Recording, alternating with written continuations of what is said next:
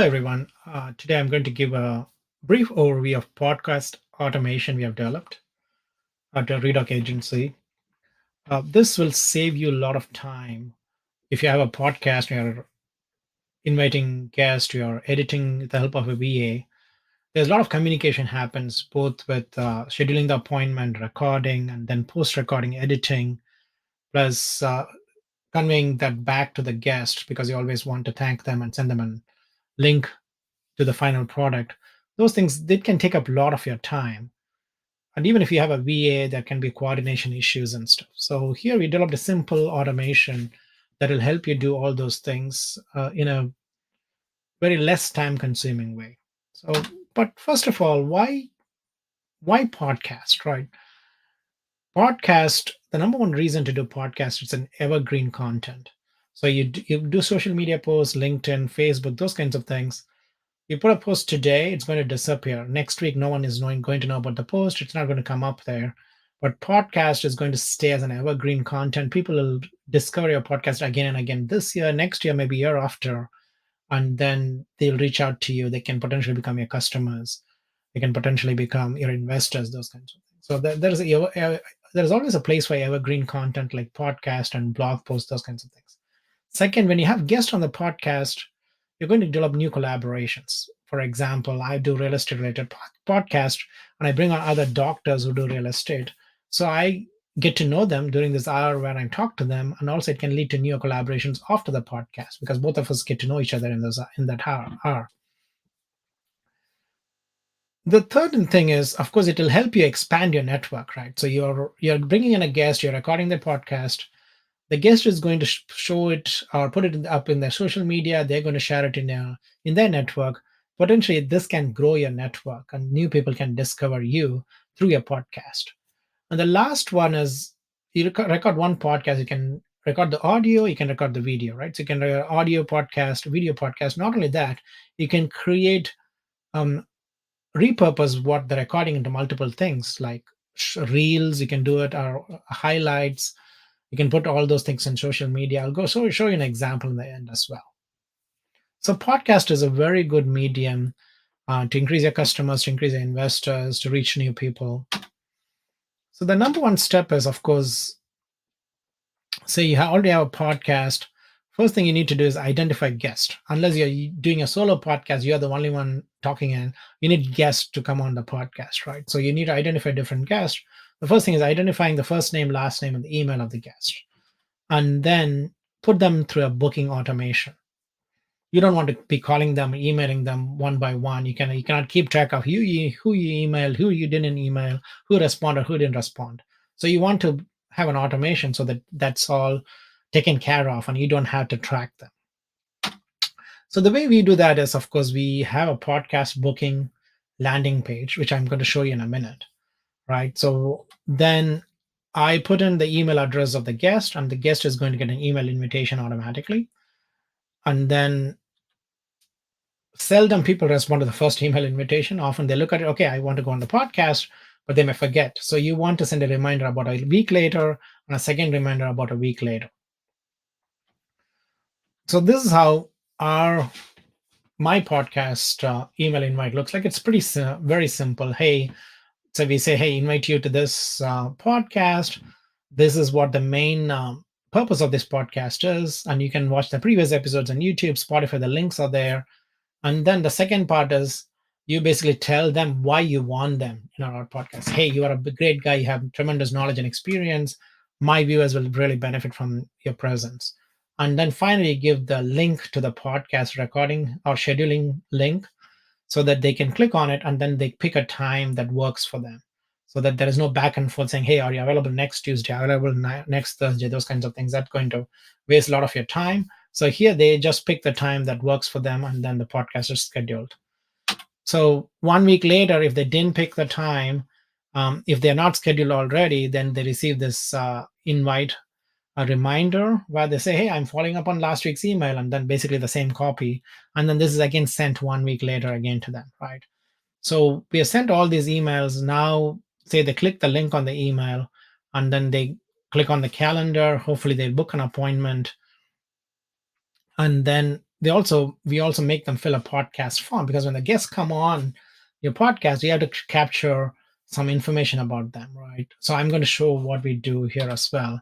So this is our podcast landing page. This is pretty simple. Of course, you can make it very pretty. You can have a lot of information in there.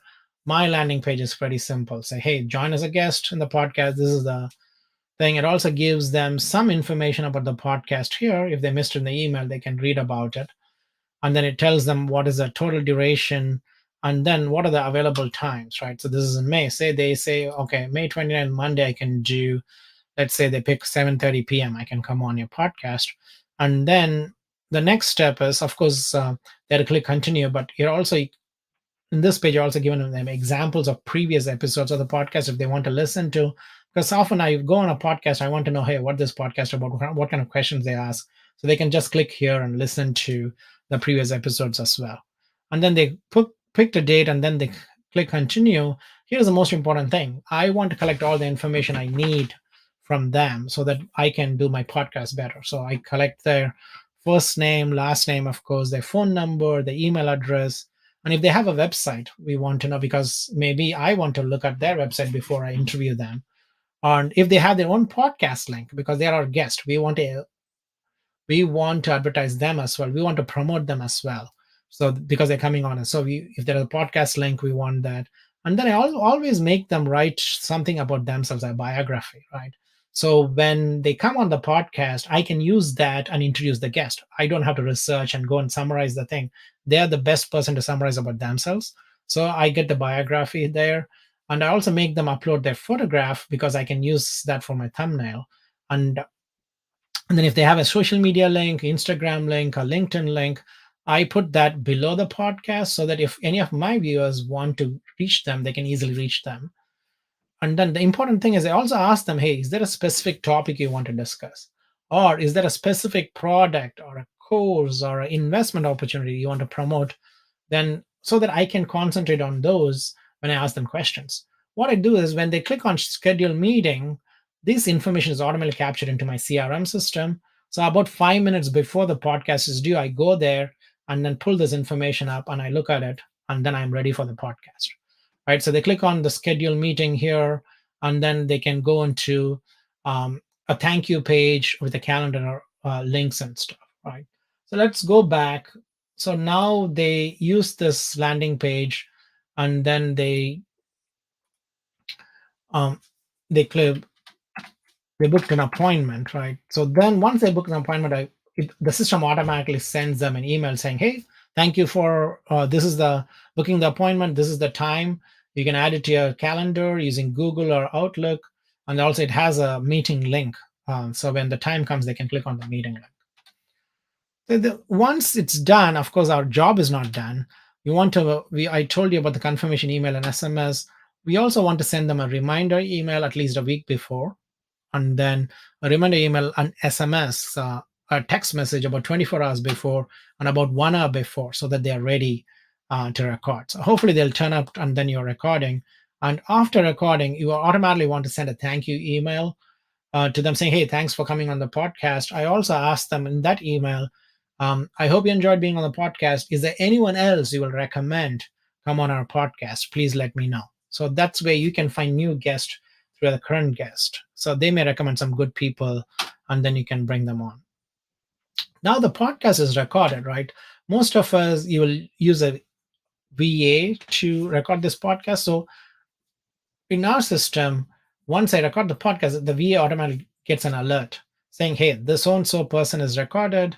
You need to edit this recording. And if the VA did, say for some reason are busy, hasn't done it for 7 days, the system automatically sends another reminder saying, hey, please edit this. It is ready for you. Once the VA edits the podcast, she updates the status as podcast is edited, and then the guest automatically receives um, an email with the podcast link, so they can go and look at it. So what is the backend looks like? So this saves me a lot of time. So this is our backend system.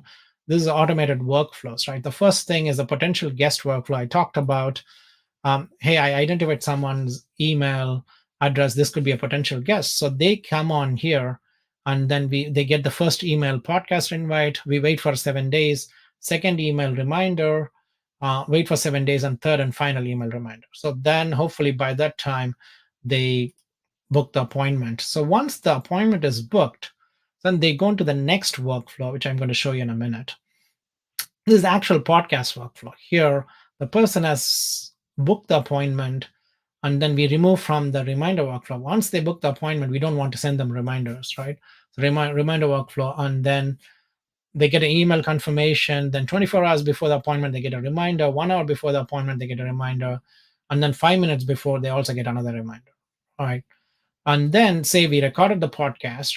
So then they go into the third workflow once we record it, which is no show or podcast recorded workflow. So if I say the podcast is recorded, then they go down and saying, hey, they automatically get a thank you email. And then the VA gets an email saying, hey, this is ready to edit. And then wait for a week. And then if that's not edited, then VA gets another reminder email, which we talked about. So that's the third workflow. And then the final one is when it loads, after the podcast is edited, right? Then we send a email to the guest saying, hey, this is edited. This is the link for your podcast. Please go and watch it. And then we track all these things. So once the workflow is done, I don't go into the workflow at all, because I'm going to track all those stuff here, which is our pipeline. So this is where I track. So this is my actual podcast pipeline. You say first thing is when I identify a thing, they go on the potential guest. When they book an appointment, they automatically move from appointment booked. And then when they record the podcast, they go to the podcast recorded. And then when the podcast is being edited by my VA, they'll be here. And then when the podcast is published, I can track them here. So these are all automated. They go from potential guest to appointment booked to a podcast recorded to podcast editing to podcast published. So I can track what's happening to my podcast, how many guests haven't identified they haven't booked the appointment, how many have booked the appointment, and how many podcasts have been published, and how many are in between. So this has saved me a lot of time. And if you're thinking about, so you can go to my YouTube channel. There are a couple of other videos I made where it shows how to edit the podcast. Right? There is a real time I edit a podcast in 45 minutes using a tool called Descript. And then there is also another video there on how to repurpose your content, how to create reels for Instagram and Facebook. So I've been very successful in creating a lot of these reels, and a lot of this content is created by my guests. I'm just asking the question. They give a lot of value. So I can create a lot of good content based on that, which increases views and increases subscribers. So that's a brief overview of the podcast automation. If you guys are interested, if you're doing podcasts, you want this automation for yourself, which saves you a tremendous amount of time, you can come visit our website. It's reidocagency.com, or of course contact me, and then I will set you guys up. Thank you so much.